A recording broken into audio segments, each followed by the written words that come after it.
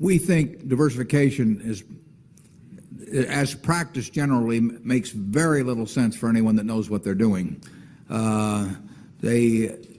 Diversification is a protection against ignorance.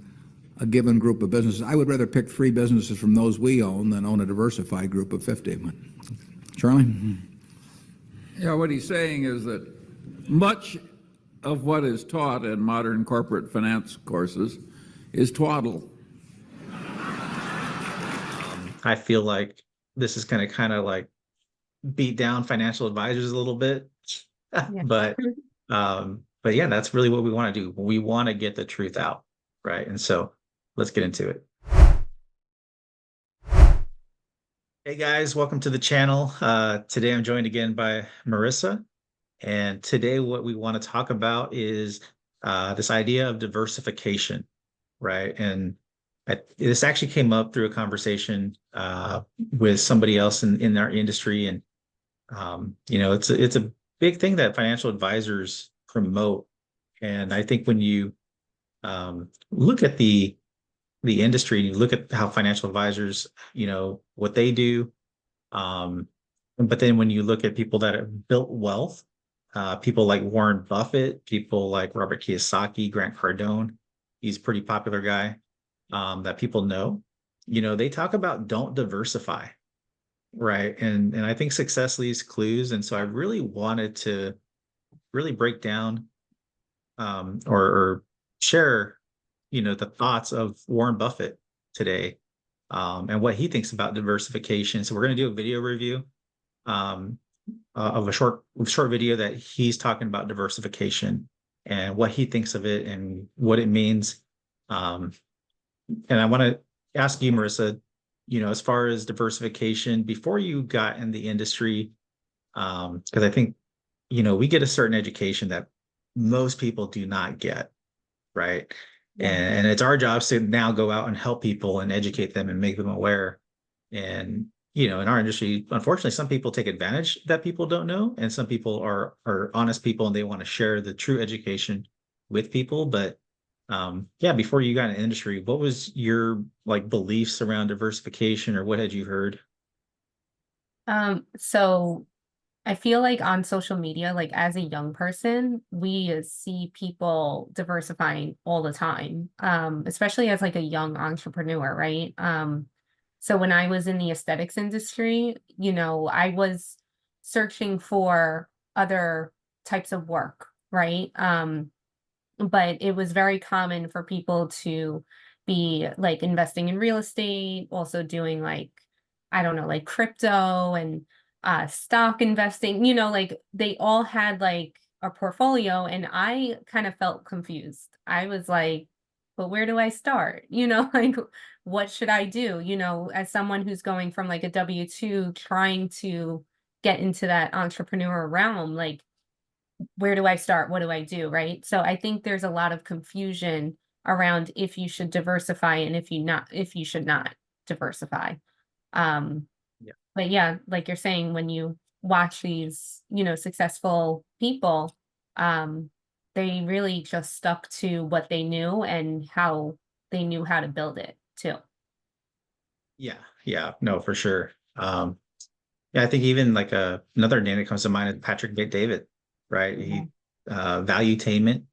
He talks about don't have your eggs all in one basket or in multiple baskets. Like people built wealth doing one thing, right? And then they, maybe they branched off into other areas. And even like Alex Hormozy, he says you have to be pretty ignorant to think that you can have your mind in all these different places and do and compete with people that have a singular focus, and they're as entrepreneurs, they're doing this one thing and they're doing it 12 hours a day, right? And so you have to be crazy to think you can compete with that when your mind is in all these different places, like just flat out ignorant, right? So I think even from that standpoint, and that's I think when we think of diversification, we think like Warren Buffett, like of investing, right? And but there's different types of investment, and that's a good perspective. Is we also invest our time. Yeah. What are we doing with our time? What are we building? And so, but yeah, let's see what Warren Buffett has to say about this topic. I'm actually pretty excited to get into this video. I feel like this is going to kind of like beat down financial advisors a little bit, Yeah. but yeah, that's really what we want to do. We want to get the truth out, right? And so let's get into it. My name is Mark Hake. I'm from Scottsdale, Arizona, and I'm very interested in your policies on diversification and also how you concentrate your investments. And I've studied your annual reports going back a good number of years, and there's been years where you had a lot of stocks in your marketable, equitable securities portfolio, and there was one year where you only had 3 in 1987. So I have 2 questions. Given the number of stocks that you have in the portfolio now, what does that imply about your view of the market in terms of, is it fairly valued, that kind of idea? And second of all, it seems that whenever you take a new investment, you never take less than about 5% and never more than about 10% of the total portfolio with that new position. And I wanted to see if I'm correct about that. Yeah, well, on the second point, that really isn't correct. We have positions which you don't even see because we only listed the ones above 600 million in the last report, and obviously those are all smaller positions. Sometimes that's because they're smaller companies and we couldn't get that much money in. Sometimes it's because the prices moved up after we bought them. And sometimes it's because we may be selling the position down even. But so there's nothing magic. We like to put a lot of money in things that we feel strongly about. And that gets back to the diversification question.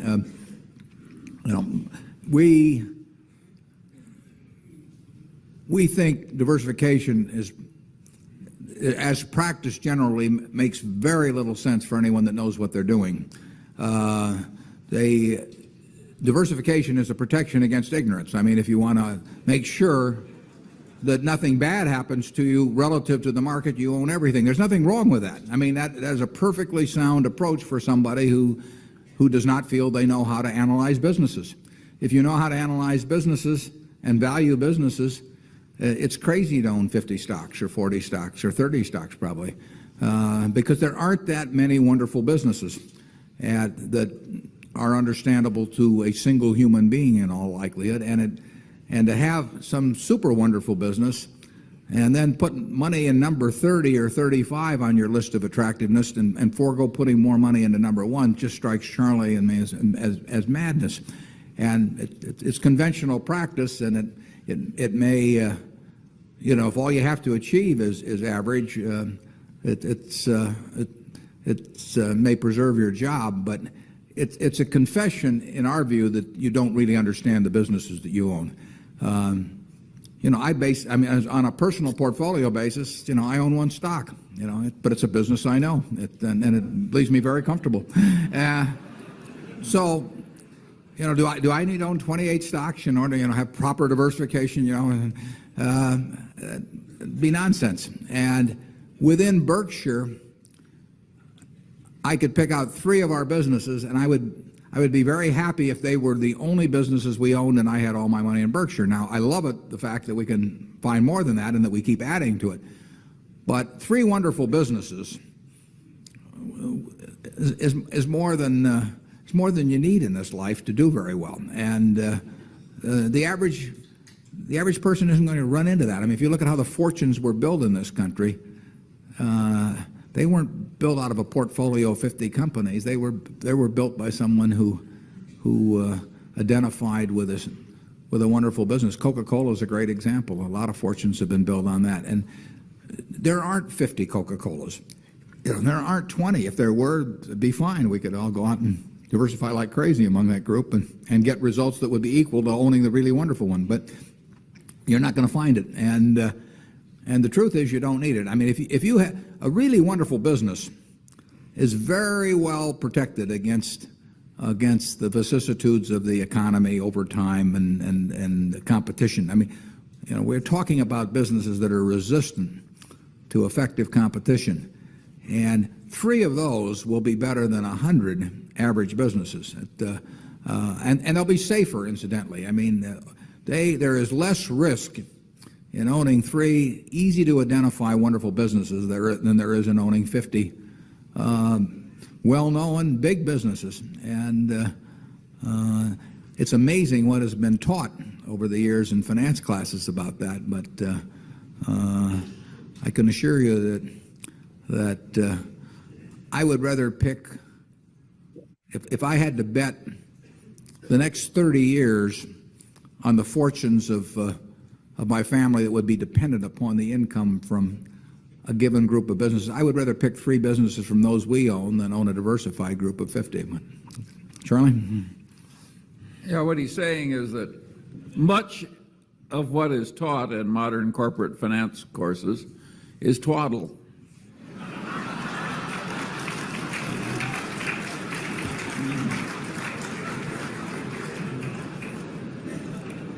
Do you want to elaborate on that, Charlie?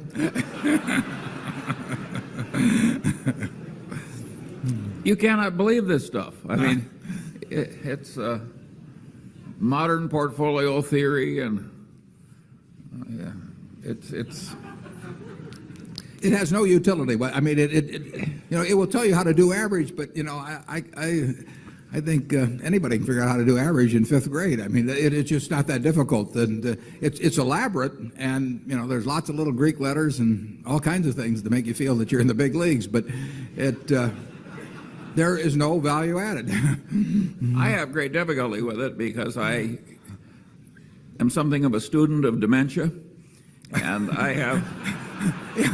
We hang around a lot together. And I can ordinarily classify dementia, on some theory structure of models, but the modern portfolio theory, it involves a type of dementia I just can't even classify.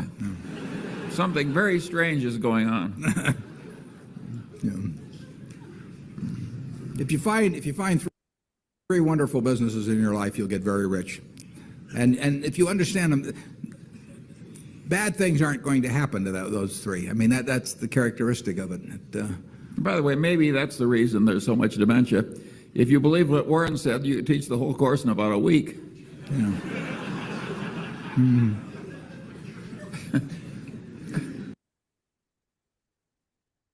Those are pretty strong words there. Yeah. For I like sure. how Charlie just came in. He's like, "Hey, it's twaddle," and he Yeah. dropped the mic. Yeah. Exactly. Didn't even think of words to say on diversification. And yeah, I think just kind of watching that video though, I'm a big believer that success leaves clues, and you have to pay attention to who's actually succeeding, right? And when I think of financial advisors and when they talk about diversification and mutual funds, kind of what goes in my mind is, remember that movie with Matthew McConaughey and Leonardo DiCaprio, Wolf of Wall Street, and he's Yeah. saying, "Yeah, but we make our clients money, right?" And he goes, "Oh, who cares? You just got to keep them on the Ferris wheel. Just keep them on the Yeah. Ferris wheel, and you're going to get rich, right?" And the reality is, the financial advisors, they put you in the mutual funds because that's what makes them money. That's what makes them wealthy, right? And but like Warren Buffett said, it's a confession that you don't know what you're doing, Yeah. right? They're not investment advisors, Mhm. right? They're just diversifying. And kind of like what he said too, like they just need to do average so they can keep their job. Yeah. But what do people, they look for financial advisors, not realizing it's kind of like the blind leading the blind. What are your thoughts? Yeah. And then I also thought about the fact that, like, if you really think about it, like when you try to talk on something that you don't know of, you're uncomfortable, right? And I think that correlates with like trying to invest in different things too. You don't know everything. So why are you really trying to spread your money so thin while trying to accumulate wealth? Like the math is not mathing, right? So I just think like people really need to hone in on like a specific skill. And like you're saying, study the people who are really successful and follow their path. And like you said, financial advisors, and it's kind of like the blind leading the blind. Like, do you really know where they're putting your money? I think that's something to think about too, because because I think people they put so much trust in whoever's managing their money. So I think that's something to think about too. Yeah, I don't think they even know what companies are in the mutual funds that they sell. Right. Quite frankly, not all of them at least, right? They might know like the main ones, but yeah, I think like what Warren Buffett said was, how much sense does it make? Like if you're ranking these businesses and you're like, dude, this is the best business and this is the second best business, how much sense does it make to put money in like the 31st best business instead Right. of just putting more in the first one? Right. Exactly. Like if you truly believe that about that first business, and by the way, Warren Buffett says don't invest in things that you don't know. So Yeah. it's not only is it a thing that you really believe in, but you know it as well. How Right. much sense does it make to invest in something else that isn't nearly as attractive and maybe you don't know it as well? Yeah. Exactly. Right. And so, yeah, I just look at those things, but unfortunately, what's taught is this diversification, right? Like Yeah. get people on the Ferris wheel. And to me, it's a game. Yeah. It's just, um, it's part of the system. And I think a lot of things in our systems are, they work against us. They're designed to take advantage of people that don't understand certain things. For sure. Right. And maybe they weren't intentionally designed that way, but I think what happens is people get greedy.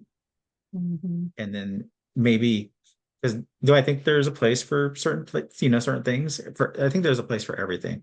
Yeah. Right. Um, and maybe at one point in your life, you're like, yeah, I just want to preserve capital. And Right.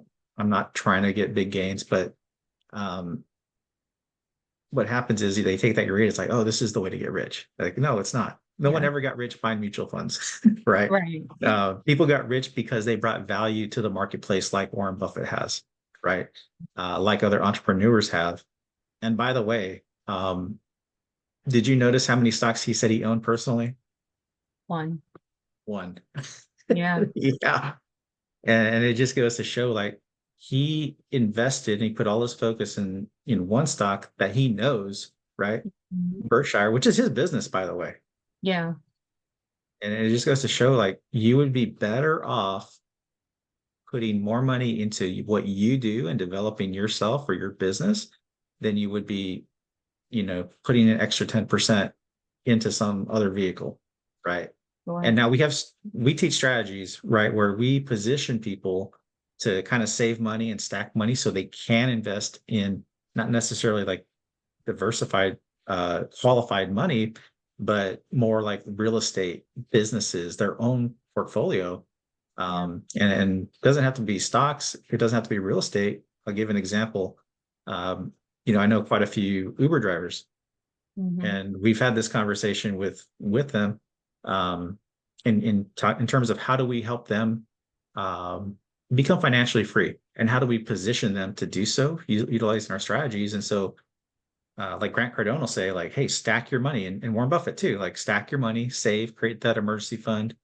And then what you want to do is then invest, right? Yeah. But you're not just going to invest for 8%. You're going to invest for 20%. You're going to invest for 50%. You're going to invest in yourself, right? Mhm.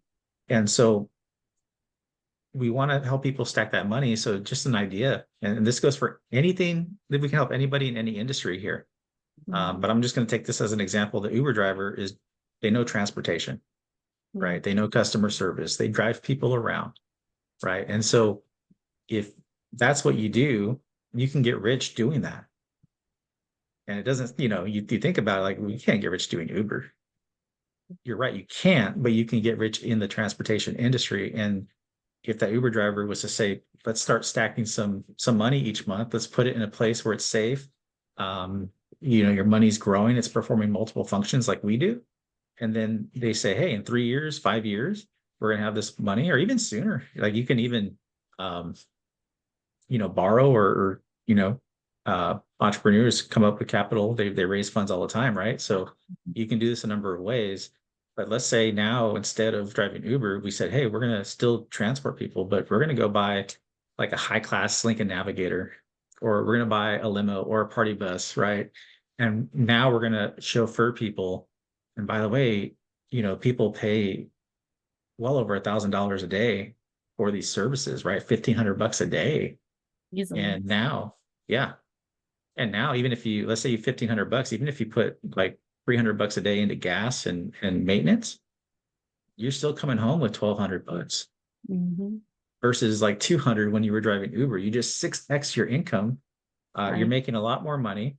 And now you started a business that you can now scale, because what can you do? Well, I can go buy another Lincoln Navigator Right. and I can hire a driver. And I might not make as much because I have to pay that driver. Maybe I'm making $500 to $700 a day on that vehicle with that driver, right? Mhm. And now I can hire another driver and I can have a fleet of 10. Yeah. And so you can see how investing in your own business, that's how you get wealthy, right? That'll do way more good than investing in something that you don't know and kind of throwing your money and hoping it works out. What are your thoughts, Marissa? Do you have anything to add to that? It's like building your foundation. If you don't have a foundation, then it's really hard to get wealthy in general, right? So you need that foundation, or even that vehicle like you were talking about, not the actual vehicle, but the vehicle that will get you to wealth. You know what I mean? So yeah, it's about building your financial foundation, but also, just your overall foundation within your life. Because if you don't have that one main thing that you're focused on, it's going to be really hard to, you know, diversify even your attention. I think that's really hard. For me personally, it's very hard to focus on many different things. So it's the attention and the money that needs to be more focused on one skill. Yeah, definitely. Yeah, would you ever diversify after, like, now that you work with us and you're getting this education, right? Like, Mhm. it just doesn't make sense, does it? No, no, Yeah. definitely. And I think you have to, like I said, it's probably going to slap around some financial advisors, right? But you got to look at, who do I want to listen to? Do I want to listen to a financial advisor that they're selling mutual funds? They don't know what they're actually even selling. Mhm. Um, I mean, they know what a mutual fund is, right? But they don't maybe know what is in each one of those mutual funds. Um, or would you want to listen to somebody who has gotten wealthy, who can Right. actually show you, um, take you to that process, and with that the right mindset, and give you the right perspective, right? And Yeah. um, I think ultimately, like, I don't know about you, but I'd rather listen to Warren Buffett. I'd rather listen Yeah. to Robert Kiyosaki, Patrick Bet-David, Grant Cardone. I'd rather kind of look at where the success is and say, okay, let's follow that blueprint, Right. right? Ex- And so, yeah, we have a lot of different strategies to help people do that, right? And so, um, I'm gonna definitely put a link where you guys can connect with us. That way we can talk about what that strategy might look like for you, right? Because, um, ultimately, any industry that you're in, you can apply the same principles, right? Success principles are the same across the board. Marissa, I know you were a esthetician, Yeah. right? Like, could you see how this would apply, or how you could apply it into that business and grow that business? Yeah, definitely. Definitely. And that's funny that you bring it up, because it takes time to build that business. It takes time to, first of all, get your equipment and build that foundation to have a place for people to come to you. But then it takes time to build that clientele, which is ultimately like your income, because that's how you're going to make your money as a business owner, right? So, Right. um, at the end of the day, wealth takes time. It takes time, and the slower you grow it, the more sustainable it is. And I think there's a lot of young people that have a lot of pressure on like multiple streams of income, which you can eventually get there. But I think we need to really focus on building one thing first. And I think that message needs to be more spread out to everybody than the diversifying or even the multiple streams of income message. Yeah. Yeah. I think even, I think you hit it on the head right there with, like, that pressure. And I Yeah. think like the rush to make money, Yeah. because I've built a pretty large agency. We did multi-million-dollar of business, and I built it fast, right? But I didn't build it right. And Right. so it became something that was more of a burden. It wasn't really sustainable. Yeah. And it took a lot of energy out of me, and it wasn't getting any easier, right? And so when you compare that to, well, what if you set the right foundation, you had the right systems in place, and you had basically something that there was things that started to work for you that made your life get easier, not harder as you went, right? And so sometimes that takes a little extra time. Yeah. And I mean, anything worth doing is like our mentor Chris, he's like, anything worth doing is worth doing poorly until you're good at it, Right. right? So there might be some extra skills that you need to learn that will make it a stronger foundation and more sustainable, and will in the long run make your life easier, and it's totally worth it. Like Definitely. take the time, um, to understand, even with the investment, if you're doing it through investments, right? Take the time to understand that business. Yeah. Because if you don't understand the business, you're kind of like hoping, Yeah. right? Exactly. And the idea is when you invest, you're not supposed to be hoping. You're supposed to, hey, this is investment I want to make. I see the potential. I see where this is going, and we just want to make smart decisions, Right. right? So, do you have any other like final thoughts or anything to add? Um, no, I feel like I got everything I needed to get out. Yeah, no, definitely. Yeah, and I think it's a topic that, like I said, and even like they hit on it in that video, right? It's what's taught. Right. Yeah. And so, we have to sometimes you have to kind of unlearn things to Mhm. to learn new things, or to pay attention, Yeah. um, and bring things to light, because we as people, we hear things and we take it. We get indoctrinated in school, Yeah. um, and we live a certain way based on what we think, Yeah. right? And we have to sometimes kind of take things and, oh, well, let me actually pay attention. Does that actually work? Right. Right? We have to think critically. Yeah. And I tell people all the time, like, think like a business owner, right? And you can apply that to your life. Does this make sense? And think critically Yeah. first, and then move, right? So, yeah, no, I appreciate you being on, Marissa. I Thanks hope for this was having. helpful for you guys. Like I said, we want to help you guys strategize plans that actually make sense, and are geared towards the areas in life that you want to go, right? We're not, um, we don't, we don't do diversification, right? We don't do mutual funds. We say, hey, what are the goals that you want to accomplish? What are the timeframes that you want to get there?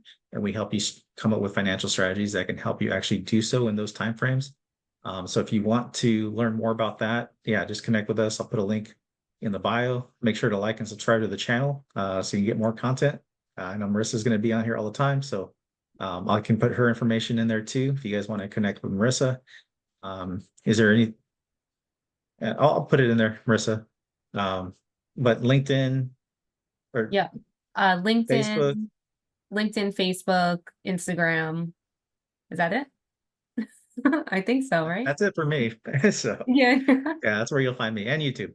So Yeah, and YouTube. uh, Everything's my name for the most part.